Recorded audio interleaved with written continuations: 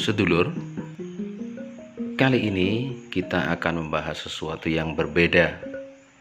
Jika biasanya saya ajak sedulur semuanya berziarah ke petilasan, ke makam, ke tempat-tempat keramat dan lain sebagainya, kali ini saya ajak sedulur semuanya untuk berdiskusi sekaligus membahas tentang pengemis. Ya, pengemis sendiri adalah hal yang bisa dikatakan akrab dengan kehidupan kita maupun kehidupan manusia di bumi ini. Di pasar kita menjumpainya, di jalan kita menjumpainya, dan di tempat-tempat yang lainnya. Pengemis sendiri atau pengemisan dari sisi bahasa bisa dikatakan adalah praktek memohon kepada orang lain untuk memberikan bantuan, seringkali berupa uang maupun barang-barang yang lainnya, seperti bahan makan barangkali, karena dahulu kala seringkali kita menjumpai orang mengemis minta beras, minta gabah, atau lain sebagainya. Dan sekarang ini juga muncul sebuah istilah baru, yakni mengemis di internet.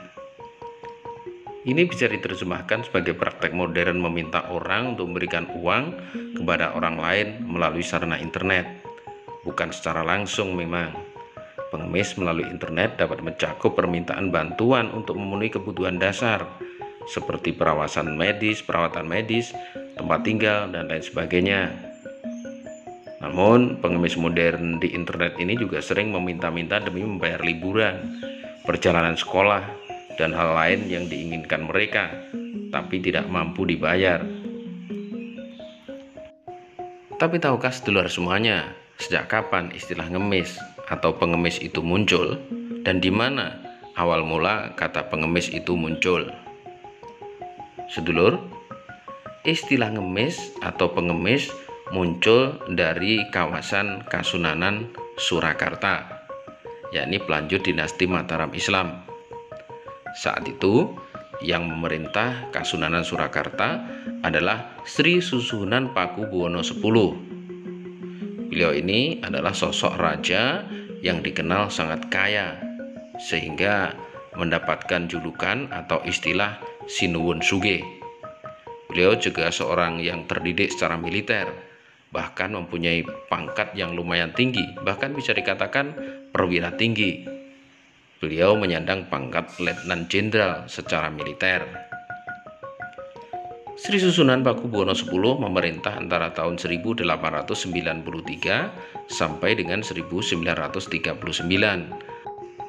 atau selama kurang lebih 46 tahun. Nah, di masa Sinuwun Sugih atau Sri Susunan Pakubuwono X ini memerintah, beliau punya kebiasaan yang berbeda dengan raja-raja sebelum maupun sesudahnya, yakni beliau melakukan sebuah kebiasaan yang bernama udi-udi. Udi-udi ini adalah praktek memberikan uang atau semacam bersedekah dalam bentuk uang kepada masyarakat Kasunanan Surakarta pada masa itu. Jadi disampaikan kepada masyarakat, apabila ingin mendapatkan hadiah atau semacam derma uang dari Sinuwun Pakubuwono X, maka masyarakat diminta berkumpul di luar benteng Keraton Kasunanan Surakarta. Harinya pun ditentukan, yakni hari Kamis atau dalam bahasa Jawa disebut hari Kemis. Nah, sejak saat itulah setiap hari Kemis masyarakat yang menginginkan derma dari Sinuwun Pakubuwono X datang berduyun-duyun. Tidak hanya masyarakat miskin, akan tetapi juga banyak masyarakat yang sebenarnya tidak miskin datang ingin mendapatkan uang dari Sinuwun Pakubuwono X. Karena harinya ditentukan pada hari Kemis atau hari Kamis, maka kebiasaan mengantri bantuan uang dari Sinuwun tersebut kemudian dikenal dengan istilah ngemis.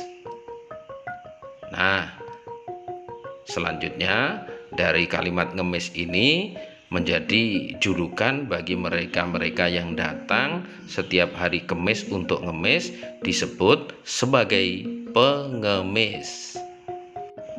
Di kemudian hari, setelah kegiatan kemisan atau ngemis tersebut tak lagi dilakukan di Keraton Kasunanan Surakarta, maka para pengemis atau mereka-mereka yang kemudian juga berperilaku seperti pengemis melakukan kegiatan-kegiatan tersebut menyebar.